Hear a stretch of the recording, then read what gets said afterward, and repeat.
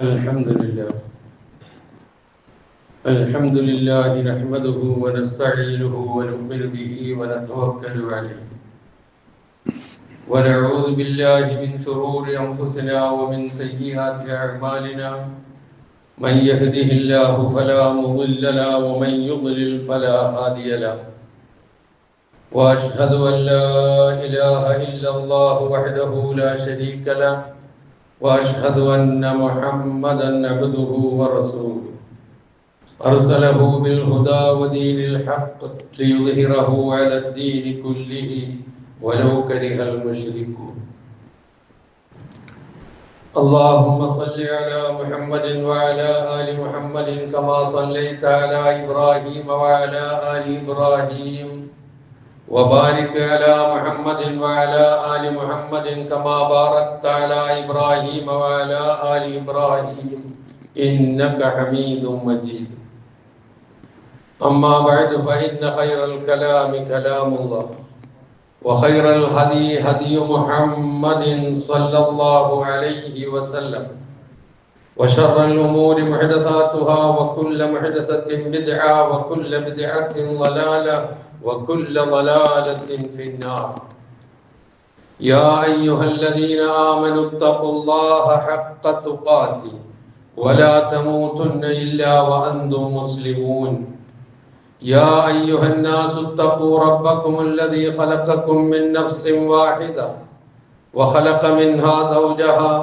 وبث منهما رجالا كثيرا ونساء واتقوا الله الذي تساءلون به والأرحام إن الله كان عليكم رقيبا يا أيها الذين آمنوا اتقوا الله وقولوا قولا سديدا يصلح لكم أعمالكم ويغفر لكم ذنوبكم ومن يطع الله ورسوله فقد فاز فوزا عظيما أعوذ بالله من الشيطان الرجيم بسم الله الرحمن الرحيم واسألهم عن القرية التي كانت حاضرة البحر إذ يعدون في السبت إذ تأتيهم حيتانهم يوم سبتهم شرعا ويوم لا يسبتون لا تأتيهم كذلك نبلوهم بما كانوا يفسقون وإذ قالت أمة منهم لم تعظون قوما الله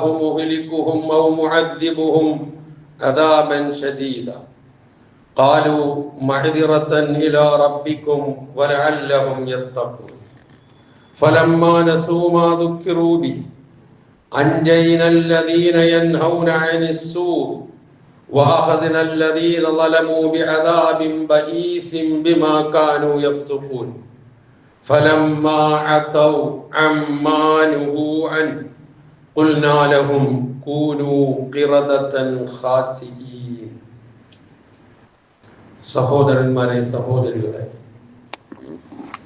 അല്ലാഹുവിന്റെ നിയമനിർദ്ദേശങ്ങൾ നമ്മുടെ ജീവിതത്തിന്റെ എല്ലാ മേഖലകളിലും കൃത്യമായും കണിശമായും പാലിച്ചുകൊണ്ട് ജീവിക്കുവാൻ നിർദ്ദേശിക്കപ്പെട്ടവരും കൽപ്പിക്കപ്പെട്ടവരുമാണ് ഞാനും നിങ്ങളും എന്നുണർത്തുന്നു.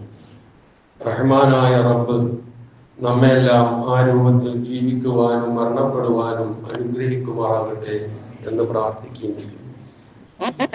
വിശുദ്ധ ഖുർആനിലെ 7-ാം അധ്യായം അഹ്റാഫിലെ 163 മുതൽ 166 വരെയുള്ള വചനങ്ങളാണ് ഞാൻ ഓതി കേൾപ്പിച്ചത്. ഇസ്രായേൽ സന്തതികൾ മൂസാ നബി അലൈഹി സ്വലാത്തു വസ്സലാമയുടെ കാലത്ത് തന്നെ അവർ കാണിച്ചു കൂട്ടിയ ഉപായങ്ങളും കുതന്ത്രങ്ങളും ധിക്കാരങ്ങളും അനുസരണക്കേടുകളും എതിര് പ്രവർത്തിക്കലുകളും ഒക്കെ അതിര് കവിഞ്ഞ് പ്രവർത്തിക്കലും ഒക്കെ വളരെ പ്രശസ്തമായ കാര്യമാണ്. ആ കാരണങ്ങൾ നിമിത്തം തന്നെ അവർക്ക് ഒരുപാട് പ്രയാസങ്ങൾ നേരിടേണ്ടി വന്നിട്ടുണ്ട്.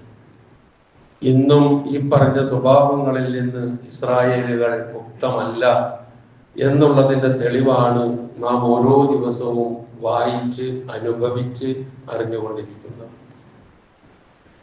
ഈ വചനങ്ങളുടെ സാരം ഒന്ന് മനസ്സിലാക്കിക്കൊണ്ട് വിഷയത്തിലേക്ക് നമുക്ക് കടക്കാം. വസ്അൽഹും അനിൽ ഖറിയത്തില്ലത്തി കാനത് ഹാദിറത്തൽ ബഹർ. ആ സമുദ്രത്തിന്റെ കടലിന്റെ തീരത്ത് സ്ഥിതി ചെയ്തിരുന്ന ആ നാട്ടുകാരെ സംബന്ധിച്ച് അവരോട് നീ ചോദിച്ചു നോക്കുക.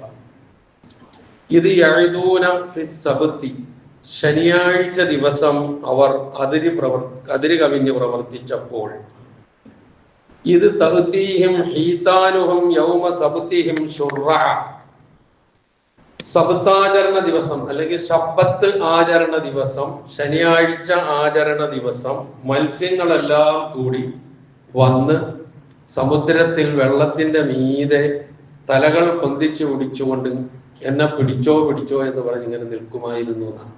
അങ്ങനെ വന്നിങ്ങനെ നിൽക്കും.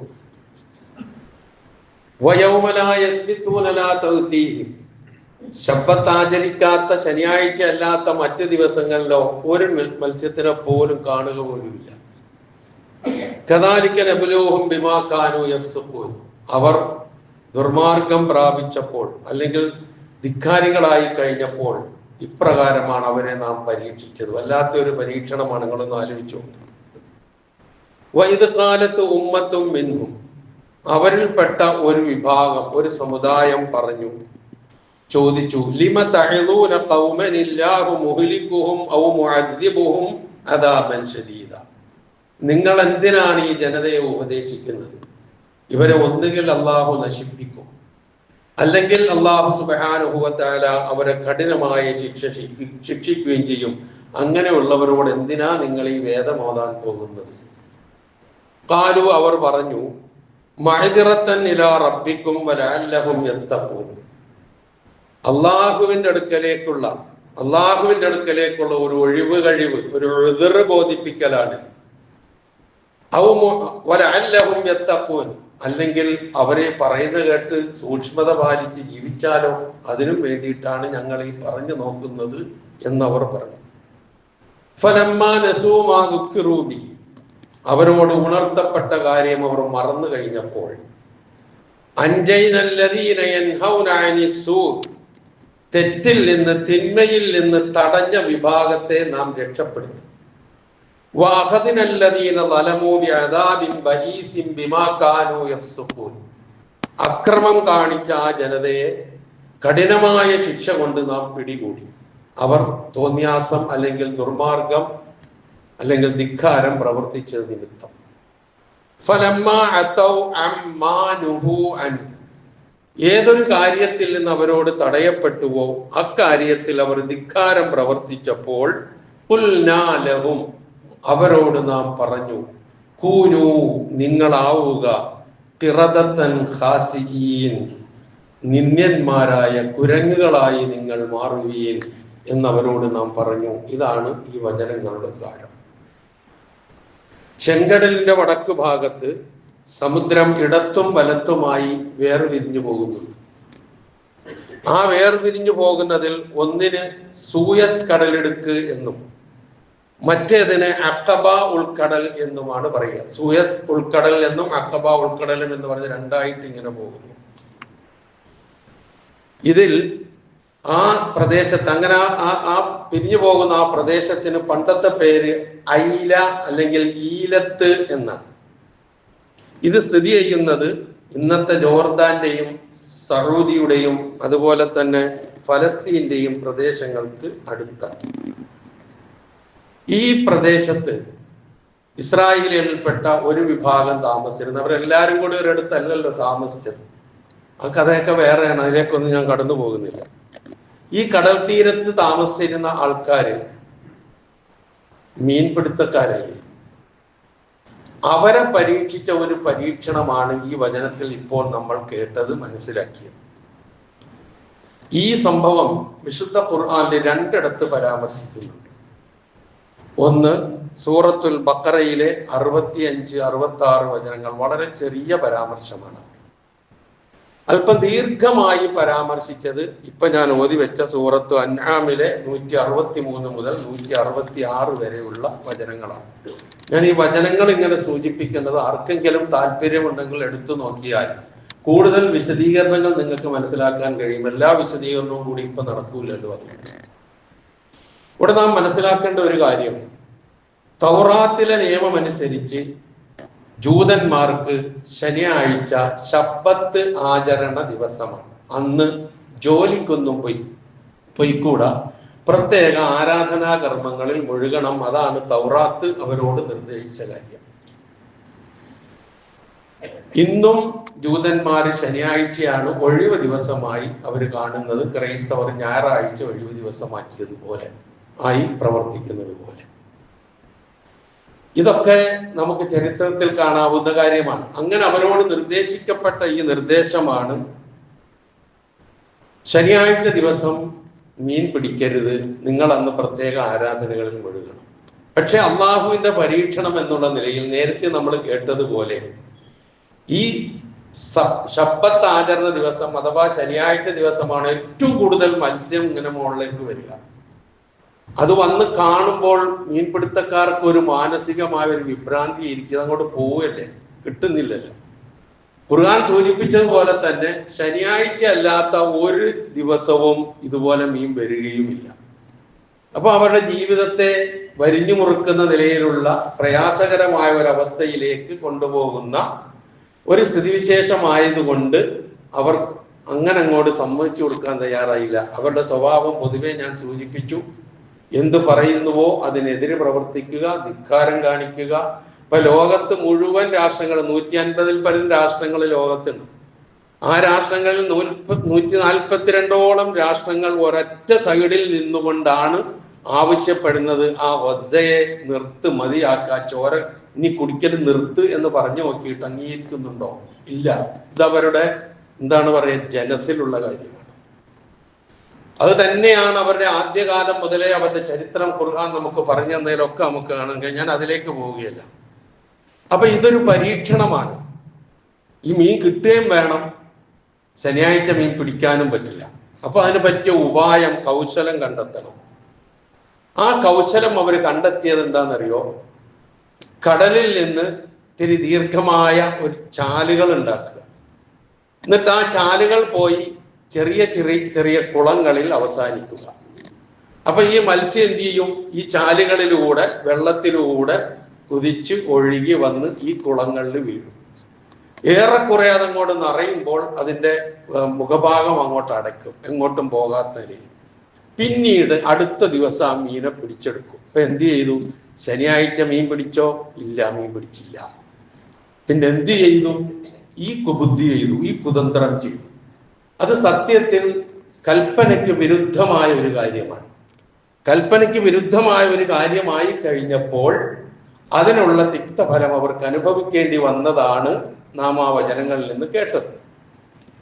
ഇത് എന്തിനാണ് ഈ സംഭവം നമ്മൾ ഓർക്കേണ്ടത്? നമുക്കും ഓർക്കേണ്ട ബാധ്യതയുണ്ട്. കാരണം നാം ഇന്ന് ജീവിക്കുന്ന നമ്മളുടെ സാഹചര്യങ്ങൾ, ലോകം, കാലം എന്ന് പറയുന്നത് നോർമലൈസേഷന്റെ കാലമാണ്. എന്ന് പറഞ്ഞാൽ എന്തിനേയും സാധാരണവൽക്കരിക്കുക, നിസ്സാരവൽക്കരിക്കുക. അതിപ്പോ എന്ത് ചെയ്യാനാ? കുട്ടികൾ അങ്ങനെ പറഞ്ഞു, അങ്ങനെ ചെയ്യുന്നു. ഇതിപ്പോ എന്ത് ചെയ്യാനാ? സമൂഹം ഇങ്ങനെ പറയുന്നു, അതങ്ങനെ ചെയ്യുന്നു. ഒരു കാര്യത്തിനും, ഒരു തെറ്റായ കാര്യത്തിനെതിരെ, തിന്മകൾക്കെതിരെ, അധാർമികതകൾക്കെതിരെ ഒരു ശക്തമായ നിലപാട് സ്വീകരിക്കാനോ, ഒന്ന് പറഞ്ഞിട്ട് ഒഴിവാക്കിക്കാനോ, അതല്ലെങ്കിൽ അതിനോട് മാനസികമായ അകലം പാലിച്ച് നിൽക്കാനോ പോലും കഴിയാത്ത നിലയിൽ എല്ലാം കൂടി കൂട്ടിക്കൊഴിഞ്ഞു പോകുന്ന ഒരു കാലഘട്ടത്തിൽ ബനൂ ഇസ്രായേൽക്കാരുടെ ഈ ചരിത്രത്തിന് പ്രസക്തിയുണ്ട്, ഏറെ പ്രാധാന്യമുണ്ട്, ഗുണപാഠം ഉൾക്കൊള്ളാനുണ്ട്. അതുകൊണ്ടാണ് ഇത് സൂചിപ്പിക്കുന്നത്. ചരിത്രം ഞാൻ പരത്തി പറയുന്നില്ല, വളരെ ചുരുങ്ങിയ നിലയിൽ പറഞ്ഞതാണ്. നബി സല്ലല്ലാഹു അലൈഹി വസല്ലം ഒരു താക്കീത് നമ്മളോട് ചെയ്തിട്ടുണ്ട്. എന്താ താക്കീതെന്നറിയോ? ജൂതന്മാര് പ്രവർത്തിച്ചതുപോലെ നിങ്ങൾ പ്രവർത്തിക്കരുത്. അള്ളാഹു നിഷിദ്ധമാക്കിയതിനെ താഴ്ന്ന തരത്തിലുള്ള ഉപായങ്ങൾ ഉപയോഗിച്ച് നിങ്ങൾ ഹലാലാക്കരുത് എന്ന് നബി സല്ലല്ലാഹു അലൈഹി വസല്ലമ പറഞ്ഞു തന്നിട്ടുണ്ട്. ഇപ്പൊ ലഹരി ഉപയോഗിക്കുമ്പോൾ ലഹരി നിഷിദ്ധമാണെന്നറിയാം, എന്നാൽ ലഹരി ഉപയോഗം അതല്ലല്ലോ ഞാൻ കുടിച്ചത്. പിന്നെ ഹദീദിൽ പറഞ്ഞിട്ടുള്ളത് ഖംറല്ലേ, ഇത് ഖംറല്ലല്ലോ, ഇത് രാസ രൂപത്തിലുള്ള ലഹരിയല്ലേ. അപ്പൊ ചർച്ച അങ്ങനെയാ പോവുക. അപ്പൊ അങ്ങനെ വരുമ്പോൾ മുതിർന്ന ആളുകൾ ചെയ്യേണ്ടതുണ്ട്, അത് തടയുകയോ ഉണർത്തുകയോ മാറ്റി നിർത്തുകയോ ചെയ്യേണ്ടതുണ്ട്. അപ്പൊ പറയും പുതിയ ജനറേഷൻ അങ്ങനെയാണ്, അവരങ്ങനെ ചെയ്തു പോകുന്നു, എല്ലാവരും ചെയ്യുന്നു, അവരും ചെയ്തു പോകുന്നു. ഇത് ഒരു നല്ല മനോഭാവമല്ല. കാരണം ഈ സംഭവത്തിൽ ഇതുമായി ബന്ധപ്പെട്ട് 3 തരം ആൾക്കാരെ അന്ന് നമുക്ക് അവിടെ കാണാം. അതിൽ ഒരു വിഭാഗം നിയമം പൂർണ്ണമായും ലംഘിച്ച് മീൻ പിടിച്ച ആളുകളാണ്. അതാണ് ഒരു വിഭാഗം. രണ്ടാമത്തെ വിഭാഗം അവരുടെ ഈ ചെയ്തി, അവർ ചെയ്യുന്ന ഈ ചെയ്തി ശരിയല്ല, ഈ പ്രവൃത്തി ശരിയല്ല, അത് പിടിക്കരുത് എന്ന് പറഞ്ഞാൽ ഒരു തരത്തിലും പിടിക്കാൻ പാടില്ല. ഇങ്ങനെ ചാലുകീറി പിടിക്കാനും പാടില്ല, നേർക്ക് നേരെ പിടിക്കാനും പാടില്ല, പിടിക്കരുത് എന്നാണ് പറഞ്ഞിട്ടുള്ളത്. അതുകൊണ്ട് അത് ചെയ്യരുത് എന്ന് അവരെ ഉണർത്തി, അവരെ ആക്ഷേപിച്ചു, അവരെ അതിൽ നിന്ന് പിന്തിരിപ്പിക്കാൻ ശ്രമിച്ചു, അവരെ ഉപദേശിച്ചു, അവർ നന്നാകട്ടെ എന്നുള്ള നിലയിൽ ഗുണകാംക്ഷയോടുകൂടി അവരുടെ ഒപ്പം നിന്ന് വേണ്ട ഉപദേശ നിർദ്ദേശങ്ങൾ നൽകിയതാണ് രണ്ടാമത്തെ വിഭാഗം. മൂന്നാമത്തെ വിഭാഗം ഇവരിത് ചെയ്യുന്നു, ഇവരെ ഉപദേശിച്ചിട്ടും ഇവര് നിർത്തുന്നില്ല, ഒരു മാനസാന്തരം ഇവർക്കുണ്ടാകുന്നില്ല, പിന്നെന്തിനാണ് ഇവരെ ഉപദേശിക്കുന്നത് എന്ന് ചോദിച്ചുകൊണ്ട് എന്തെങ്കിലും ചെയ്തോട്ടെ നമുക്കെന്താ എന്നുള്ള നമ്മളുടെയൊക്കെ ഇന്നത്തെ മനോഭാവം എന്ന് ഞാൻ പറയട്ടെ, ക്ഷമിക്കുക. ആരെങ്കിലും എന്തെങ്കിലും ചെയ്യട്ടെ, കുടിക്കട്ടെ, ലഹരി ഉപയോഗിക്കട്ടെ, അല്ലെങ്കിൽ അനാവശ്യമായ കലരുകൾ നടത്തട്ടെ, നമുക്കെന്താ, അവരല്ലേ അനുഭവിക്കുന്നത്, അല്ലെങ്കിൽ അവരെ പടച്ചോ നോക്കിക്കോളും എന്ന് പറയുന്ന ഈ ശൈലി ഉപയോഗിച്ചു അന്ന് കുറെ ആൾക്കാർ. ഇങ്ങനെ 3 വിഭാഗം. നിങ്ങൾ എന്തിനാ, അവരാണ് ചോദിച്ചത്, ലിമ തഅദൂന ഖൗമൻ ഇല്ലാഹു മുഹ്ലികുഹും ഔ മുഅദ്ദിബുഹും അദാബൻ ശദീദ. ഒന്നുകിൽ അള്ളാഹു മുച്ചൂടും നശിപ്പിച്ചു കളയുന്ന, അല്ലെങ്കിൽ അതികഠിനമായ ശിക്ഷ നൽകാൻ അള്ളാഹു തയ്യാറായി നിൽക്കുന്ന ഇവരെ എന്തിനാണ് നിങ്ങൾ ഉപദേശിക്കുന്നതെന്ന് ചോദിച്ചാൽ ലിമ തഅദൂന ഖൗമ, എന്തിനാ അവർ ഉപദേശിക്കുന്നത്? പക്ഷെ അവർക്ക് മറുപടി ഉണ്ടായിരുന്നു, പ്രസക്തമായ മറുപടിയാണ് അവർ പറഞ്ഞത്. ഖാലൂ മഅ്ദിറത്തൻ ഇലാ റബ്ബിക്കും. 2 കാര്യം അവർ പറഞ്ഞത്. വലഅല്ലഹും യത്തഖൂൻ. ഒന്ന്, നമ്മൾ ചെയ്യേണ്ട ബാധ്യത നിറവേറ്റുക. തെറ്റ് ചെയ്യുന്നു അവർ, തിന്മ പ്രവർത്തിക്കുന്നു അവർ, അരുത് എന്ന് പറയേണ്ട ബാധ്യത നമുക്കുണ്ട്. ആ ബാധ്യത നിറവേറ്റുന്നു. അള്ളാഹുവിന്റെ അടുക്കൽ അത് ബോധ്യപ്പെടുത്താം. അതിനാണ് മഅ്ദിറത്ത് എന്ന വാക്കിന് എക്സ്ക്യൂസ് എന്നാണ് സാധാരണ പറയാറുള്ളത്. അള്ളാഹുവിന്റെ അടുക്കൽ ഒരു ഉദ്റ് ബോധ്യം, പഠിച്ചവനെ ഞങ്ങൾ പറഞ്ഞു നോക്കി എന്നിട്ട് അവര് ചെയ്തില്ല എന്ന് പറഞ്ഞാൽ നമ്മളുടെ ഭാഗം ക്ലിയറായി, നമ്മൾ രക്ഷപ്പെട്ടു പരലോകത്ത് അള്ളാഹുവിന്റെ മുമ്പിൽ. അതിനാണ് ഞങ്ങൾ ഇത് ചെയ്തത്. ഒന്ന്. രണ്ടാമത്, ഞങ്ങൾ പറയുന്ന ഉപദേശമോ നിർദ്ദേശമോ കേട്ട് അവര് നന്നായാലോ, അവർ സൂക്ഷ്മത പാലിച്ചുകൊണ്ട് മാറിയാലോ അത് സംഭവിക്കാലോ. ഇതൊക്കെ ഈ സമൂഹത്തിൽ നമുക്ക് കാണാം. ഈ പറയുന്ന 3 ശൈലിയും ഇന്നും ഈ സമൂഹത്തിലുണ്ട്. നേർക്ക് നേരെ തെറ്റിലേക്ക് അങ്ങോട്ട് പോകുന്നവർ, അപ്പൊ ചെയ്യരുത് എന്ന് പറയുന്നവർ. അപ്പൊ ചെയ്യരുത് എന്ന് പറയുന്നവരെ നോക്കിയിട്ട് നിങ്ങൾ എത്ര കാലം ആയപ്പായി പറയാൻ തുടങ്ങിയിട്ട് വല്ല കാര്യമുണ്ടോ, വല്ല മെച്ചമുണ്ടോ ഇവരോട് പറഞ്ഞിട്ട്? ഇതുവരെ വല്ല ഗുണവും കിട്ടിയിട്ടുണ്ടോ നിങ്ങൾക്ക്? പിന്നെ എന്തിനാ നിങ്ങൾ ഇത് പറയാൻ നടക്കുന്നതെന്ന് ചോദിക്കുന്ന മൂന്നാമതൊരു വിഭാഗം. നോക്ക് നിങ്ങൾ, ആ ബനു ഇസ്രായേൽ കാലത്തെ അതേ സംഭവം അച്ചിട്ട പോലെ നമ്മളുടെ മുമ്പിലുണ്ട്.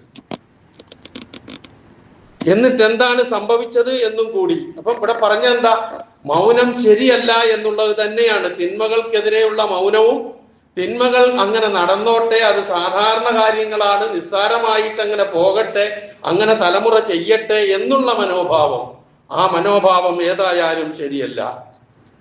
എന്നിട്ട് എന്താ സംഭവിച്ചത് നോക്കുക. ഈ മഅ്ദിറത്തൻ ഇലാ റബ്ബിക്കും എന്ന് പറഞ്ഞ് ഇവരെ ഉണർത്തി ഉപദേശിച്ച് ഗുണകാംക്ഷയോടുകൂടി തിരുത്താൻ ശ്രമിച്ച വിഭാഗത്തെ ഇവർക്ക് ഉണ്ടായ ശിക്ഷയിൽ നിന്ന് അള്ളാഹു രക്ഷപ്പെടുത്തി. ഇതാണ് സംഭവം. ബാക്കിയുള്ളവരൊക്കെ എന്ന് പറഞ്ഞാൽ നേർക്ക് നേരെ തെറ്റ് ചെയ്തവരും, ആ തെറ്റ് ചെയ്തവരെ തടഞ്ഞവരെ ചോദ്യം ചെയ്യുകയും അവരെ പരിഹസിക്കുകയും നിസ്സംഗത പാലിക്കുകയും അങ്ങനെ ആയിക്കോട്ടെ എന്ന് മൗനം പാലിക്കുകയും ചെയ്തവരെയും ഉൾപ്പെടുത്തി അള്ളാഹു അങ്ങോട്ട് നശിപ്പിച്ചു. ആ നശിപ്പിക്കൽ എന്താണ്? കുരങ്ങന്മാരാക്കി മാറ്റിയെന്ന. കൂനു ഖിറദത്തൻ ഖാസിയീൻ, നിന്ദ്യന്മാരായ കുരങ്ങന്മാരായി മാറൂ എന്ന് അള്ളാഹുവിന് വലിയ പ്രയാസമുള്ള കാര്യമാണോ ഇതൊക്കെ? ഇതിലൊന്നും ഒരു ദുർവ്യാഖ്യാനത്തിന്റെ ആവശ്യമോ മറ്റൊരു യുക്തിയും ബുദ്ധിയും ഉപയോഗിച്ച് ചിന്തിച്ച് വേറൊന്ന് കണ്ടുകിട്ടേണ്ട കാര്യമൊന്നുമില്ല. അങ്ങനെ അല്ലാഹു പലരെയും രൂപം മറിച്ച് ശിക്ഷിച്ച ഒരുപാട് സംഭവങ്ങൾ ഖുർആൻ പറയുന്നുണ്ട്. ഖുർആൻ അംഗീകരിക്കുന്നുണ്ടോ? എങ്കിൽ ഇതിങ്ങനെ തന്നെ അംഗീകരിക്കാതെ യാതൊരു നിർവാഹവുമില്ല. ഇതാണ് സംഭവിച്ചത്. എന്നിട്ട് ഞാൻ പറഞ്ഞല്ലോ, 2 സ്ഥലത്താണ് ഈ സംഭവം ഉള്ളത്. ഒന്ന് സൂറത്തുൽ ബഖറയിലെ 65, 66. അവിടെ 2 വാചകങ്ങൾ ഒതുക്കി അല്ലാഹു ഇത് വലഖദ് അലിംതുമുൽ ലദീന അഅ്തദു മിൻകും ഫിസ് സബ്തി വഖുൽനാ ലഹും കൂനൂ ഖിറദതൻ ഖാസിഈൻ ഫജഅൽനാഹാ നകാലൻ ലിമാ ബൈന യദൈഹാ വമാ ഖൽഫഹാ വമൗഇദതൻ ലിൽ മുത്തഖീൻ എന്ന് വിശുദ്ധ ഖുർആൻ അവിടെ പറഞ്ഞു. 2 വരികൾ ഒതുക്കി. ഇപ്പൊ നമ്മൾ പറഞ്ഞ ഈ ഭാഗമാണ്, അഅറാഫിലെ ഈ ഭാഗമാണ് ഇത് വിശദീകരിച്ച് പറഞ്ഞിട്ടുള്ളത്. അപ്പൊ അവിടെ ആകെ പറഞ്ഞത് എന്താ? ശനിയാഴ്ച ദിവസം അതിര് കവിഞ്ഞ് പ്രവർത്തിച്ചവരെ തീർച്ചയായും നിങ്ങൾ അറിഞ്ഞിട്ടുണ്ട്. അവരോട് നാം പറഞ്ഞു, നിങ്ങൾ നിന്ദ്യന്മാരായ കുരങ്ങന്മാരായി മാറുകയും. എന്നിട്ട് അല്ലാഹു പറഞ്ഞു ഫജഅൽനാഹാ, ആ സംഭവം, ആ ശിക്ഷ, അതിനെ നാം ആക്കി നക്കാലൻ ലിമാ ബൈന യദൈഹാ വമാ ഖൽഫഹാ, അന്ന് ജീവിച്ചിരുന്നവർക്കും പിന്നെ വരാനിരിക്കുന്നവർക്കും ഒക്കെ ഒരു നെക്കാലാക്കി മാറ്റി എന്നാ പറയുന്നത്. വിശുദ്ധ ഖുർആനിൽ നെക്കാൽ എന്ന പ്രയോഗം 3 സ്ഥലത്തേ ഉള്ളൂ.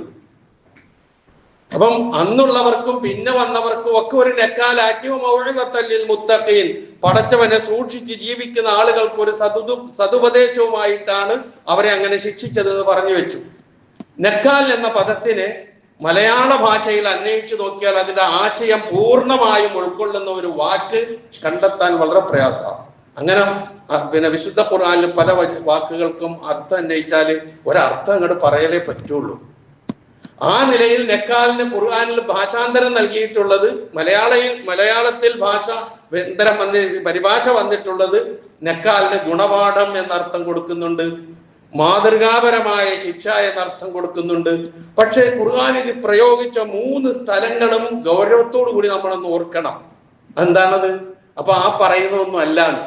ഒരു കാലത്തും ഇത് കാണുകയോ മനസ്സിലാക്കുകയോ അറിയുകയോ ചെയ്യുന്ന ഒരാൾ ഇത്തരത്തിലുള്ള കാര്യം ഒരു കാരണവശാലും തന്റെ ജീവിതത്തിൽ ഞാൻ ചെയ്യൂല എന്ന് അവന് ഉറപ്പ് വരുത്തത്തക്ക നിലയിൽ അവന് ഭീതിയും ഭയവും സൂക്ഷ്മതയും ഒക്കെ ഉണ്ടാക്കുന്ന ഒരു കാര്യം, അതാണ് നെക്കാല്. ഇത്ര വിശാലമായി പറയേണ്ട ഒരാശയമാണ് നെക്കാൽ എന്നുള്ളത്. ഇത് പറഞ്ഞ 3 സ്ഥലം, ഒന്നിപ്പോ നമ്മള് സൂറത്തുൽ ബഖറയിൽ ഇവരുടെ ഈ മീൻപിടുത്തവുമായി ബന്ധപ്പെട്ട് അവരെ ശിക്ഷിച്ചതുമായി ബന്ധപ്പെട്ടാണെന്ന് മനസ്സിലാക്കി. ഇനി ഖുർആനിൽ നമ്മൾ കാണുന്ന മറ്റൊന്ന് സൂറത്തുൽ മാഇദയിലെ വസ്സാരിഖു വസ്സാരിഖത്തു ഫഖ്തഉ ഐദിയഹുമാ ജസാഅൻ ബിമാ കസബാ നകാലൻ മിനല്ലാഹ് എന്നാണ്. മോഷ്ടിക്കുന്നവന്റെയും മോഷ്ടിക്കുന്നവരുടെയും കൈകൾ നിങ്ങൾ മുറിക്കുക. ഇസ്ലാമിക നിയമം അതാണല്ലോ. എന്തിനാണത്? അവർ ചെയ്തതിന്റെ ഫലമായി. നക്കാലം മിനല്ലാഹ്, അള്ളാഹുവിൽ നിന്നുള്ള നെക്കാലായിട്ടെന്നാണ് അവിടെ പറഞ്ഞത്. ഈ പറഞ്ഞ ആശയമൊക്കെ അവിടെയും വരുന്നു. കാരണം എന്താ? ഒരു മോഷ്ടിച്ച ഒരുത്തനെയോ അല്ലെങ്കിൽ മോഷ്ടിച്ച ഒരുത്തിയെയോ പിടിച്ചു നിർത്തി അവരുടെ കൈ മുറിക്കുന്നത് കുറെ സമൂഹത്തിൽപ്പെട്ട ആളുകൾ ജനങ്ങൾ ഇങ്ങനെ കാണുമ്പോൾ ഒരിക്കലും ഇനി മോഷ്ടിക്കൂല എന്ന് തോന്നുന്ന അവസ്ഥയിലേക്ക് അവനെ അല്ലെങ്കിൽ അവളെ കൊണ്ടുപോയി കൂട്ടുന്ന ഒരവസ്ഥ സംജാതമാക്കുന്ന വാക്കാണ് നെക്കാലി. അപ്പൊ ഈ പറഞ്ഞ ഇവരെ ഈ കുരങ്ങന്മാരാക്കി അള്ളാഹു മാറ്റി എന്ന് പറഞ്ഞല്ലോ. ആ പറഞ്ഞത് ചരിത്രത്തിൽ ഇവരെയാണ് അങ്ങനെ ആക്കിയിട്ടുള്ളത്. അപ്പൊ ഇനി ആർക്ക് ഈ ഭൂതി ഉണ്ടാകരുത് എന്നാണ് ആ പറഞ്ഞതിന്റെ അർത്ഥം. അതുപോലെ ഇനി മറ്റൊരു സ്ഥലം ഏതാണെന്നറിയോ നിങ്ങൾക്ക്? അത് ഫിർഔനുമായി ബന്ധപ്പെട്ട ചരിത്രം പരാമർശിക്കുന്ന സൂറത്തുൻ നാസിആത്തിൽ അന റബ്ബുക്കുമുൽ അഅല ഫഅഖദഹു അല്ലാഹു നകാലൽ ആഖിറതി വൽ ഊല. സൂറത്തുൻ നാസിആത്തിലെ ഈ വചനമാണ്. അപ്പൊ ഒന്ന് മോഷണവുമായി ബന്ധപ്പെട്ടത്, ഒന്ന് ഈ ബനു ഇസ്രായേൽക്കാരുമായി ബന്ധപ്പെട്ട ഈ ഭാഗത്ത്, മൂന്നാമത് ഫിർഔനുമായി ബന്ധപ്പെട്ട സ്ഥലത്താണ് ഞാൻ നിങ്ങളുടെ ഉന്നതനായ റബ്ബാണ് എന്ന് പറഞ്ഞ ഫിർഔൻ കാട്ടിക്കൂട്ടിയ കാര്യങ്ങളെ കുറിച്ച് പരാമർശിച്ച് അവനേൽക്കേണ്ടി വന്ന ശിക്ഷയെ കുറിച്ച് ഓർമ്മിപ്പിച്ചതിന് ശേഷം അള്ളാഹു പറഞ്ഞതാണെന്ന് ഫഅഖദഹുല്ലാഹു, അവനെ അള്ളാഹു പിടികൂടി. നക്കാലൽ ആഖിറതി വൽ ഊല, ഇഹലോകത്തെയും പരലോകത്തെയും നക്കാല് എന്ന നിലയിൽ പിടികൂടി. ഞാൻ റബ്ബാണെന്ന് പറഞ്ഞ് അഹങ്കരിക്കുന്നവനൊന്നും അങ്ങനെ റബ്ബ് ആവൂല, ഒരിക്കലും ആകാൻ കഴിയുകയില്ല. എല്ലാം എന്റെ കാൽ കീഴിലാണെന്ന് പറഞ്ഞിരുന്ന ഫിർഔന്റെ അവസ്ഥയാണ് ഈ പറയുന്നത്. മുങ്ങി ചത്തുപോയില്ലേ? ആ ചെങ്കടലും ആ ഈജിപ്തും ഒക്കെ, ആ പരിസരവും ഫലസ്തീനും ഒക്കെ ഇപ്പോഴും അവിടെ തന്നെ ഉണ്ട്. ഈ അഹങ്കാരം കാണിക്കുന്ന ആൾക്കാരൊക്കെ ഉണ്ടല്ലോ, ഇതിനൊന്നും അതീതരല്ല. അള്ളാഹു എന്തിനും ഒരു സമയം നിശ്ചയിച്ചിട്ടുണ്ടാവും, അപ്പൊ അത് നടന്നിരിക്കും ഇൻഷാ അല്ലാഹ്. അത്രേ ഉള്ളൂ. അപ്പൊ അവിടെയും പറഞ്ഞ പ്രയോഗം നെക്കാല് എന്നുള്ളതാണ്. ആകട്ടെ, ഈ നക്കാല് പറഞ്ഞതിന് ശേഷം ഇതോടൊപ്പം തന്നെ നാം മനസ്സിലാക്കേണ്ടത്, ആ ശിക്ഷയിൽ നിന്നുള്ള രക്ഷപ്പെടുത്തിയത് ആ തിന്മ, ആ തെറ്റ്, ആ അധർമ്മത്തെ തടഞ്ഞവരെയാണ്. ബാക്കിയുള്ളവരെല്ലാം ആ ശിക്ഷയിൽ പെട്ടുപോയി.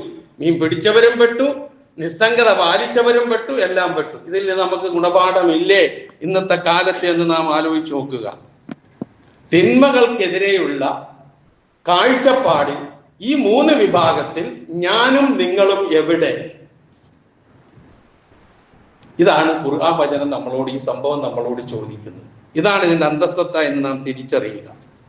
ഏതായിരുന്നാലും നടന്നുകൊണ്ടിരിക്കുന്ന തിന്മകളോട് ഒരു കാരണവശാലും നമുക്ക് പങ്കുചേരാനോ നമ്മളുടെ പങ്ക് അതിലുണ്ടാകുവാനോ പാടില്ല. അത് നാം ശ്രദ്ധിക്കേണ്ട കാര്യം. അതിനാണ് വിശുദ്ധ ഖുർആൻ ഈ സമുദായത്തെ കുറിച്ച് വിശേഷിപ്പിച്ച ഒരു വിശേഷണമുണ്ട്. എന്താണത്? കുന്തും ഖൈറ ഉമ്മ ഉഖ്രിജത് ലിന്നാസ് തഅ്മുറൂന ബിൽ മഅറൂഫ് വതൻഹൗന അനിൽ മുൻകർ വതുമിനൂന ബില്ലാഹ്. നിങ്ങൾ ഖൈറു ഉമ്മത്താണ്, നിങ്ങൾ ഉത്തമ സമുദായമാണ്. എപ്പോഴാ നിങ്ങൾ ഉത്തമ സമുദായമാവുക? ആ പേര് കെട്ടിത്തൂക്കി നടന്നാലാവൂല. പിന്നെയോ എന്ത് വേണം? തഅ്മുറൂന ബിൽ മഅറൂഫ്, നന്മ കൽപ്പിക്കണം. വതൻഹൗന അനിൽ മുൻകർ, തിന്മ വിരോധിക്കണം. വതുമിനൂന ബില്ലാഹ്, അല്ലാഹുവിൽ എങ്ങനെ വിശ്വസിക്കണമോ അതുപോലെ വിശ്വസിക്കണം. തൗഹീദ് എന്ന അടിത്തറയിൽ നിന്നുകൊണ്ട് എന്തൊക്കെയാണോ ചെയ്യാൻ കഴിയുക അതൊക്കെ ചെയ്യാനുള്ള മാനസികാവസ്ഥ ഉണ്ടാകണം. അപ്പോഴാണ് നിങ്ങൾ ഖൈർ ഉമ്മത്താവുക. തിന്മ വിരോധിക്കുകയും വേണം, നന്മ കൽപ്പിക്കുകയും വേണം. ഇല്ലെങ്കിൽ അപകടമാണ്.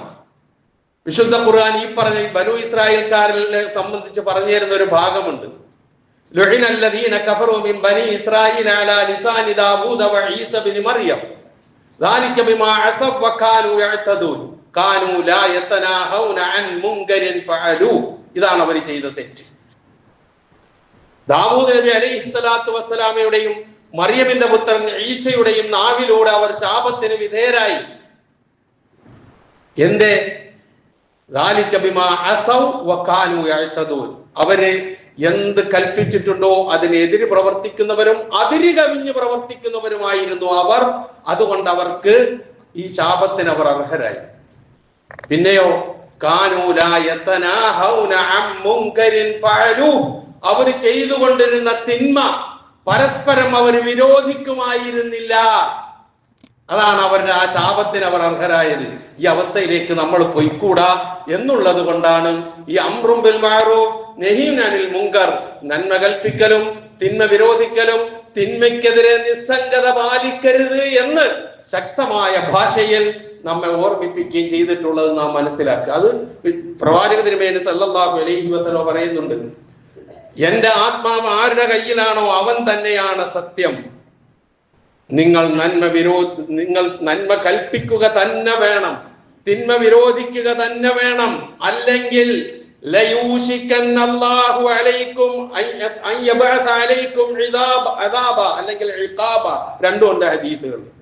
അല്ലെങ്കിൽ നിങ്ങൾ അത് ചെയ്യുന്നില്ലെങ്കിൽ അള്ളാഹുവിങ്കൽ നിന്നുള്ള പൊതുവായ ശിക്ഷ നിങ്ങളെ പിടികൂടും. സുമ്മ തദ്ഊനഹു, പിന്നെ കയ്യും കാലും ഇട്ടടിച്ച് നിങ്ങൾ പ്രാർത്ഥിക്കും. ഫലാ യുസ്തജാബു ലക്കും, നിങ്ങൾക്ക് ഉത്തരം കിട്ടൂല. മുന്നറിയിപ്പാണ്. അപ്പൊ നേരത്തെ ആ ബനൂ ഇസ്രായേൽക്കാരിൽപ്പെട്ട ആൾക്കാർ പറഞ്ഞതുപോലെ മഅ്ദിറത്തൻ ഇലാ റബ്ബിക്കും, അള്ളാഹുവിന്റെ അടുക്കൽ ഒരു ഉദ്ർ ബോധിപ്പിക്കാനുള്ള, ഞാൻ എന്റെ കടമ നിറവേറ്റി അല്ലെങ്കിൽ ഞങ്ങളുടെ കടമ നിറവേറ്റി എന്നുള്ള ഒരു മാനസികാവസ്ഥയിലേക്ക് എത്താൻ കഴിയുന്ന രൂപത്തിലായിരിക്കണം തിന്മകളോടുള്ള നമ്മളുടെ മനോഭാവം. ഇത് എങ്ങനെ സാധിക്കും? പ്രധാനമായും 3 രൂപത്തിൽ ഇതിന് പരിഹാരം നമുക്ക് കാണാം. ഒന്ന്, വ്യക്തി ജീവിതം ശുദ്ധീകരിക്കുക എന്നുള്ളത് തന്നെയാണ്. അതിലൂടെ കുടുംബത്തെ സംസ്കരിക്കുക എന്നുള്ളതാണ്. വ്യക്തികൾ കുടുംബങ്ങളായി, കുടുംബങ്ങൾ സമൂഹമായി മാറുകയാണ്. അപ്പൊ തുടങ്ങേണ്ടത് അവിടെ നിന്ന് തന്നെയാണ്. വ്യക്തി ജീവിതത്തെ ശുദ്ധീകരിക്കുക, അള്ളാഹു വിരോധിച്ചതൊന്നും എന്നിലില്ല എന്നുറപ്പുവരുത്തുക. അതെന്തായിരുന്നാലും ശരി, അതിവിടെ ഏത് തരത്തിൽ ലഭിക്കുന്നതായിരുന്നാലും കിട്ടുന്നതായിരുന്നാലും ശരി. ഇപ്പൊ നമ്മൾ നോക്കുക, സ്വവർഗ വിവാഹം എന്ന് പറയുന്നത് എത്രയോ കാലം മുമ്പുള്ളതാണ്. ആ സ്വവർഗരതിയുമായി, ലൈംഗികതയുമായി ബന്ധപ്പെട്ട കാര്യങ്ങളിൽ മുഴുകിയ ഒരു ജനസമൂഹത്തെ അങ്ങനെ തന്നെ അള്ളാഹു നശിപ്പിച്ചു. ഏത് തരത്തിലുള്ള നാശം? ഡെഡ് സീ, ചാവുകടൽ അതിന്റെ ഉദാഹരണമായി ഇന്നും നിൽക്കുന്നുണ്ടത്. ലൂത്ത് നബി അലൈഹി സ്വലാത്തു വസ്സലാമയുടെ ഉപദേശം ചെവിക്കൊള്ളാത്ത, എന്നിട്ട് അങ്ങേയറ്റം മുച്ചൂടും ഇത്തരം കാര്യങ്ങളിൽ മുഴുകി ജീവിച്ചിരുന്ന ആ ജനതയെ ഭൂമി കീഴ്മേൽ മറിച്ച് അള്ളാഹു ശിക്ഷിച്ചു. എന്നിട്ടോ അതിന്റെ മീതെ തീമഴ പെയ്യിച്ചു. ഇത്രയും ശിക്ഷയാണ് അവർക്ക് കൊടുത്തത്. അതിന്നും പാഠമായി നിൽക്കുന്നു. അത് ഒറ്റയും തെറ്റയും ഒക്കെ ആയി ചെയ്തിരുന്ന കാര്യങ്ങൾ പിന്നെന്തായി ലോകത്ത്? അതിന് നിയമത്തിന്റെ പരിരക്ഷ വന്നു, സമൂഹത്തിന്റെ അംഗീകാരം വന്നു. അപ്പൊ നമ്മൾ എന്ത് ചെയ്തു? അതും നോർമലൈസേഷൻ ചെയ്തു, നമ്മളും അത് സാധാരണവൽക്കരിച്ചു. ഇങ്ങനെ എന്തെല്ലാം തോന്നിയാസങ്ങൾ ചെയ്യാൻ ആഗ്രഹിക്കുന്ന ജനങ്ങളുണ്ട്. ശവഭോഗം ആഗ്രഹിക്കുന്ന ആളുകളുണ്ട്. അത് നിയമപരമാക്കി കൊടുക്കാൻ പറ്റുമോ? മൃഗങ്ങളുമായുള്ള ബന്ധം ഇഷ്ടപ്പെടുന്നവരുണ്ട്. അതിന് നിയമപരിരക്ഷ കൊടുക്കാൻ പറ്റുമോ? സമൂഹത്തിന്റെ അംഗീകാരം നൽകാൻ പറ്റുമോ? അപ്പൊ തിന്മകൾക്ക് അംഗീകാരവും നിയമത്തിന്റെ പരിരക്ഷയും കൊടുക്കുന്നതോടുകൂടി തകിടം മറിയുകയാണല്ല. ഇന്ന് നമ്മൾ ഈ കാണുകയും കേൾക്കുകയും ചെയ്യുന്ന പലതും നമ്മുടെ തലമുറകളിൽ നമ്മൾ അനുഭവിക്കുന്ന, വീടുകളിൽ വീർപ്പുമുട്ടുന്ന, ആരും കാണാതെ മുറിക്കുള്ളിൽ അടച്ചിരുന്നു കൊണ്ട് നെഞ്ചുപൊട്ടി കരയുന്ന ഉപ്പയും ഉമ്മയുമുള്ള ഒരു സമൂഹമാണ് ഇപ്പോഴുള്ളത്. തുടങ്ങേണ്ടടുത്തുനിന്ന് തുടങ്ങണം, നിയന്ത്രിക്കുന്നിടത്തുനിന്ന് നിയന്ത്രിക്കണം, തടയേണ്ടടുത്ത് തടയണം, അകലം പാലിക്കേണ്ടടുത്ത് അകലം പാലിക്കണം, അതിന് ശീലിപ്പിക്കണം. അത് തുടങ്ങേണ്ടത് വീട്ടിൽ നിന്നാണ്, സ്വന്തം ജീവിതത്തിൽ നിന്നാണ്. കാരണം കുടുംബത്തിൽ മക്കൾ കണ്ടു വളരേണ്ടത് മാതാപിതാക്കളുടെ ജീവിതമാണ്. അവരാണ് അവരുടെ റോൾ മോഡൽ. ആ രൂപത്തിലാവും. അതാ ഞാൻ പറഞ്ഞത്, പ്രധാനമായും 3 കാര്യങ്ങളിലൂടെയാണ് ഇതിന് പരിഹാരം കാണുന്നത്. വ്യക്തി ശുദ്ധീകരണം, കുടുംബത്തിലെ സംസ്കരണം, സമൂഹത്തിന്റെ സമുദ്ധാരണം. ഇതിലൂടൊക്കെ ചെയ്യുക. ഇത് ഉത്തരവാദിത്വം ഏൽപ്പിക്കപ്പെട്ടവരും ഏറ്റെടുത്തവരുമാണ് നമ്മൾ എന്ന് തിരിച്ചറിയുക. ഇല്ലെങ്കിൽ നബി സല്ലല്ലാഹു അലൈഹി വസല്ലം പറഞ്ഞതുപോലെ ഏറ്റവും ദുർബല വിശ്വാസികളാകാനെങ്കിലും നമുക്ക് കഴിഞ്ഞിട്ടില്ല എങ്കിൽ, പ്രവാചകൻ പറഞ്ഞത് എന്താ? ഒരു തെറ്റ് കണ്ടാൽ, ഒരു തിന്മ കണ്ടാൽ അതിനെ കൈ കൊണ്ട് തടയുക. എല്ലാവർക്കും അതിന് കഴിഞ്ഞെന്ന് വരില്ല. അതിന് അധികാരവും കാര്യങ്ങളും ഒക്കെ വേണം. അധികാരമുള്ളവർ തെറ്റിന് കൂട്ടുനിന്നാൽ പിന്നെ നമുക്കൊന്നും ചെയ്യാൻ കഴിയില്ല. അല്ലെങ്കിൽ പിന്നെന്താ ഇങ്ങനെ പറയുക, ഈ പറയുന്നത് പോലെ പറയുക. ആണെന്നോട് പറയും. ഇന്നിപ്പോ എന്താ അവസ്ഥ? അങ്ങനെ തെറ്റ് ചെയ്യുന്ന, അങ്ങനെ ആ രൂപത്തിൽ എല്ലാ മറകളെയും ഭേദിച്ചു കൊണ്ടുപോകുന്ന രൂപത്തിലുള്ള ആരെങ്കിലും കണ്ട് മോനെ അല്ലെങ്കിൽ മോളെ അരുതിട്ടോ എന്ന് പറഞ്ഞാൽ പറഞ്ഞോ കുടുങ്ങി, അവൻ പോകേണ്ടി വരും പോലീസ് സ്റ്റേഷനിലേക്ക്. അല്ലെങ്കിൽ അവൻ 6-ാം നൂറ്റാണ്ടിന്റെ സന്തതിയായി മാറും. ഉപദേശിച്ച് നന്നാക്കാൻ ശ്രമിക്കുന്നവരാണ് ഇന്ന് കുറ്റവാളി. കുറ്റം ചെയ്യുന്നവർ മെച്ചപ്പെട്ട ആൾക്കാരുമാണ്. ഇതാണ് ഇന്നത്തെ അവസ്ഥ എന്നുള്ളത് മറന്നു പോകാതിരിക്കുക. നമ്മൾ പറയുകയെങ്കിലും ചെയ്യുക. അതിനും കഴിയുന്നില്ലേ? മനസ്സുകൊണ്ട് വെറുക്കുക, മാറി നിൽക്കുക, നിസ്സംഗത പാലിക്കാൻ എന്നല്ല പറഞ്ഞതിന്റെ അർത്ഥം. കഴിയുന്നില്ല, എന്റെ ശ്രമം മുഴുവൻ ഞാൻ നോക്കി, കഴിയുന്നില്ല, സാധിക്കുന്നില്ല, റബ്ബിനറിയാം. ആ മനസ്സുകൊണ്ടുള്ള വെറുപ്പ്, വദാലിക അദ്അഫുൽ ഈമാൻ, അതാണ് വിശ്വാസത്തിന്റെ ഏറ്റവും ദുർബലമായ അവസ്ഥ എന്നാണ് നബി സല്ലല്ലാഹു അലൈഹി വസല്ലം പറയുന്നത്. അത്രയെങ്കിലും വേണം, അതെങ്കിലും ഉണ്ടാകണം. തെറ്റുകളോട്, തിന്മകളോട്, അധർമ്മങ്ങളോട് ഒരിക്കലും അതിനെ സാധാരണവൽക്കരിക്കുകയോ നിസ്സാരവൽക്കരിക്കുകയോ, ഇന്നത്തെ കാലം അങ്ങനെയാണ്, സമൂഹം അങ്ങനെയാണ്, തലമുറ അങ്ങനെയാണ്, അങ്ങനെ പൊയ്ക്കോട്ടെ എന്ന് പറയുന്ന, അതിന് പിന്തുണ കൊടുക്കുന്ന, മാനസികമായ പിന്തുണ കൊടുക്കുന്ന, ഇപ്പൊ ഏത് രംഗത്ത് നമ്മൾ എടുത്തു നോക്കും, നമ്മുടെ വിവാഹ രംഗത്തൊക്കെ നമ്മുടെ കുടുംബങ്ങളിലേക്ക് കടന്നു ചെന്നാൽ നമ്മൾ കാണുന്നത് ഞാൻ ഇവിടെ വെച്ച് പറയേണ്ട ആവശ്യമുണ്ടോ? നമ്മൾ എത്രയോ കാണുകയും അനുഭവിക്കുകയും ചെയ്യുന്നതാ. നിയന്ത്രിക്കുന്നത് നിയന്ത്രിക്കാം, ഞാൻ എന്ത് ചെയ്യാനാ? കുട്ടികളല്ലേ അത് ചെയ്യുന്നത്, അവരുടെ തലമുറയല്ലേ ചെയ്യുന്നത്. അങ്ങനെ അങ്ങോട്ട് വിട്ടുകൊടുത്താൽ ജന്മം നൽകാൻ അവകാശമുള്ള, ജന്മം നൽകിയതിന് അവകാശമുള്ള, പഠിപ്പിച്ച് ബുദ്ധിമുട്ടി പ്രയാസപ്പെട്ട് ഈ ഒരു അവസ്ഥയിലേക്ക് കൊണ്ടെത്തിക്കാൻ കെൽപ്പുറ്റ മാതാവിനും പിതാവിനും അരുത് മോനെ അല്ലെങ്കിൽ അരുത് മോളെ, ഇത് നമുക്ക് പറ്റിയതല്ല എന്ന് പറയാനെങ്കിലും സാധിച്ചിട്ടില്ല എങ്കിൽ പടച്ചവന്റെ മുമ്പിൽ രണ്ട് കയ്യും കെട്ടി നിന്നും മറുപടി പറയേണ്ടി വരും. ഓർത്തോ ഞാനും നിന്നു. അപ്പൊ നിർത്തേണ്ടടുത്ത് നിർത്തുക, നിൽക്കേണ്ടടുത്ത് നിൽക്കുക. അതിനുള്ള ഏറ്റവും വലിയൊരു ഗുണപാഠമായി നെക്കാൽ എന്ന പദം തന്നെ ഞാൻ അറബിയിൽ പറയട്ടെ, മലയാളത്തിൽ പറഞ്ഞാൽ അത് പൂർത്തീകരണമാവില്ല. അതാണ് ബനു ഇസ്രായേൽക്കാർക്ക് നൽകിയ ശിക്ഷയെ സംബന്ധിച്ച് പറഞ്ഞു തന്നത്.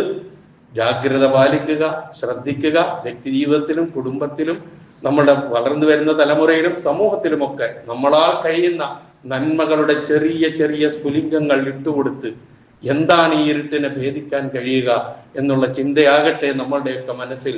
അതിന്റെ പ്രചോദനമാകണം ഇവരുടെ ഈ സംഭവം എന്നുകൂടി ഉണർത്തുന്നു.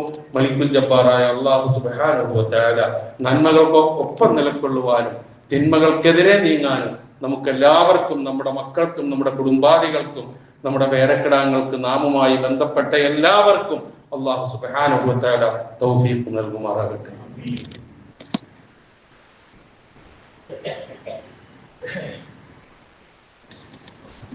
الحمد لله الذي هدانا لهذا وما كنا لنهتدي لولا أن هدانا الله والصلاة والسلام على أشرف الأنبياء والمرسلين وعلى آله وصحبه أجمعين أما بعد. സഹോദരങ്ങളെ, പാണ്ഡിത്യമുള്ള ആളുകളുടെ മരണം എപ്പോഴും വലിയ പ്രയാസമുണ്ടാക്കുന്ന കാര്യങ്ങളാണ്. കാരണം നബി സല്ലല്ലാഹു അലൈഹി വസല്ലമ തന്നെ പറഞ്ഞത് പണ്ഡിതന്മാരുടെ മരണമുണ്ടാക്കുന്ന ദൂഷ്യത്തെക്കുറിച്ച് മുന്നറിയിപ്പ് നൽകിയിട്ടുണ്ട്. അങ്ങനെയുള്ള പണ്ഡിതന്മാർ ആ രൂപത്തിൽ ലോകത്ത് ഏറ്റവും കൂടുതൽ ശ്രദ്ധയാകർഷിച്ച ലോക പ്രശസ്ത ഇസ്ലാമിക പണ്ഡിതനായിരുന്നു കഴിഞ്ഞ ദിവസം മരണപ്പെട്ട ഷെയ്ഖ് അബ്ദുൽ അസീസ് ആലു ഷെയ്ഖ് റഹിമഹുല്ലാഹ്. അദ്ദേഹം സൗദി അറേബ്യയിലെ കിബാറുൽ ഉലമയുടെ പ്രസിഡന്റ് ആയിരുന്നു, സൗദിയുടെ ഗ്രാൻഡ് മുഫ്തി ആയിരുന്നു. ലോകത്ത് തീവ്രവാദ സംഘടനകൾ മുളപൊട്ടി വന്നപ്പോഴൊക്കെ ഇസ്ലാമിന്റെ സമാധാനവും സന്ദേശവും ഉയർത്തിപ്പിടിച്ച് സംസാരിച്ച, അതിൽ നിന്ന് ലോകത്തിന്റെ ശ്രദ്ധ തിരിച്ചുവിട്ട, അത്രമാത്രം കെട്ടിപ്പുറ്റ ഒരു പണ്ഡിതനായിരുന്നു അദ്ദേഹം. പലപ്പോഴും അദ്ദേഹത്തെ സംബന്ധിച്ച് കേൾക്കുമ്പോഴൊക്കെ നേരിൽ കാണണമെന്ന് ആഗ്രഹം പ്രകടിപ്പിച്ചിരുന്നു. അള്ളാഹു അതിനൊരു രംഗം, ഒരവസരം ഉണ്ടാക്കി തന്ന് ഇപ്പോൾ ഞാൻ ഓർക്കുകയാണ്. ഒരിക്കൽ സൗദി സന്ദർശന വേളയിൽ റിയാദിൽ ചെന്നപ്പോൾ ഇദ്ദേഹം ഏത് പള്ളിയിലാണ് വരിക എന്ന് അന്വേഷിച്ചു. അപ്പൊ അദ്ദേഹത്തിന്റെ മയ്യത്ത് നമസ്കാരം നടത്തിയ തുർക്കി മസ്ജിദിലാണ് അദ്ദേഹം ഉണ്ടാവുക. ഇഷാക്ക് ശേഷം അദ്ദേഹത്തിന്റെ ക്ലാസ് ഉണ്ട്. അതുകൊണ്ട് മഗ്‌രിബിന് ശേഷം കുറച്ച് നേരത്തെ അവിടെ എത്തും ആള് എന്നറിഞ്ഞിട്ട് ഞങ്ങൾ കുറച്ചുപേര് പോയി കണ്ടു, സലാം പറഞ്ഞു. ഇന്ത്യയിൽ നിന്നാണ് വരുന്നത്, നമ്മുടെ അഖീദയും പ്രവർത്തനവും ഒക്കെ പറഞ്ഞു. അപ്പോൾ വലിയ സന്തോഷമായി, ഒരുപാട് ദുആ ചെയ്ത് ഒക്കെ ആ രംഗം ഞാൻ ഇപ്പോഴും ഓർക്കുകയാണ്. പിന്നെ ആ ക്ലാസ്സിൽ പങ്കെടുത്തു. അതൊക്കെ കഴിഞ്ഞാണ് ആ ദിവസം. അതിനുശേഷം ഞാൻ മടങ്ങിയത്. അല്ലാഹു സുബ്ഹാനഹു വ തആല അദ്ദേഹത്തിന്റെ എല്ലാ നന്മകളും അള്ളാഹു സ്വീകരിക്കുമാറാകട്ടെ. അതിനെല്ലാം ഏറ്റവും വലിയൊരു സവിശേഷത, അറഫയിൽ 35 വർഷത്തോളം തുടർച്ചയായി അറഫ ഖുതുബ നിർവഹിക്കാൻ ഭാഗ്യം സിദ്ധിക്കുക എന്നുള്ളത് ഇനി അത് ആരെങ്കിലും അതിലംഘിച്ചാൽ മാത്രമേ ഉണ്ടാവുകയുള്ളൂ. അത്ര വലിയ മഹാഭാഗ്യവാൻ. അന്ധനാണ്, പക്ഷേ ഉൾക്കാഴ്ച വളരെ വലുതാണ്. എൽമിന്റെ ഒരു കടലായിരുന്നു അദ്ദേഹം. അല്ലാഹു സുബ്ഹാനഹു വ തആല അദ്ദേഹത്തെ നമ്മളെയും ജന്നാത്തുൽ ഫിർദൗസിൽ ഉന്നതമായ സ്ഥലം നൽകി അനുഗ്രഹിക്കുമാറാകട്ടെ. അതുപോലെ തന്നെ നമ്മുടെ ഈ സ്ഥാപനവുമായി ബന്ധപ്പെട്ട ഒരാളെ ഞാൻ അനുസ്മരിക്കുകയാണ്. പലർക്കും അറിയാൻ കഴിയും, ജമാൽ സാർ എന്ന് പറയും. ഇവിടെ ഓർഫനേജ് ഉണ്ടായിരുന്നപ്പോൾ ഇവിടുത്തെ വാർഡനായിരുന്നു. അന്ന് ഇവിടെ പള്ളിയിലെ ഹാഫിളുകളൊന്നും ഉണ്ടാകുമായിരുന്നില്ല. സൗകര്യമുള്ളപ്പോൾ ഞാൻ നിൽക്കും, ഞാനില്ലെങ്കിൽ പിന്നെ ആരാണ് നിൽക്കാൻ പറ്റുക. അങ്ങനെ ഇവിടെ ഇമാമത്തൊക്കെ നിന്നിട്ടുള്ള തൗഹീദി പ്രബോധന രംഗത്ത് ഒരുപാട് സംഭാവനകൾ അർപ്പിച്ചിട്ടുള്ള ആളാണ് ആലപ്പുഴ ജമാൽ സാർ. വലിയ ഒരു ബന്ധം അദ്ദേഹവുമായിട്ടുണ്ട്. അല്ലാഹു സുബ്ഹാനഹു വ തആല അദ്ദേഹത്തിന് മഗ്ഫിറത്തും റഹ്മത്തും നൽകുമാറാകട്ടെ. അദ്ദേഹത്തിന്റെ എല്ലാ ഹസനാത്തുകളെയും അള്ളാഹു സ്വീകരിക്കുമാറാകട്ടെ. സയ്യിആത്തുകളെ അള്ളാഹു വിട്ടുപുറത്തു മാപ്പാക്കി കൊടുക്കുമാറാകട്ടെ. അതുപോലെ പലരും കഴിഞ്ഞ ആഴ്ചകളായി മരണപ്പെട്ടു പോയി. അള്ളാഹു അവർക്കൊക്കെ മഗ്ഫിറത്തും റഹ്മത്തും നൽകുമാറാകട്ടെ. രോഗങ്ങൾ കൊണ്ട് വിഷമിക്കുന്നവരുടെ രോഗങ്ങളെ അള്ളാഹു ശിഫയാക്കി കൊടുക്കുമാറാകട്ടെ. പ്രയാസങ്ങൾ അനുഭവിക്കുന്നവരുടെ പ്രയാസങ്ങളെ അള്ളാഹു അകറ്റി കൊടുക്കുമാറാകട്ടെ. اللهم اغفر للمؤمنين والمؤمنات والمسلمين والمسلمات الأحياء منهم والأموات إنك مجيب الدعوات ويا قاضي الحاجات. اللهم أعز الإسلام والمسلمين وأذل الشرك والمشركين. اللهم انصر إخواننا المسلمين في فلسطين. اللهم انصر إخواننا في غزة. اللهم أعز غزة وأذل الصهاينة اليهود يا أرحم الراحمين. اللهم حرر المسجد الأقصى من أيادي اليهود الصهاينة يا أرحم الراحمين. اللهم أعز الإسلام والمسلمين وأذل الشرك والمشركين. اللهم أجرنا من النار. اللهم أجرنا من النار. اللهم أجرنا من النار. ربنا اغفر لنا ولإخواننا الذين سبقونا بالإيمان ولا تجعل في قلوبنا غلا للذين آمنوا ربنا إنك رؤوف رحيم. ربنا آتنا في الدنيا حسنة وفي الآخرة حسنة وقنا عذاب النار.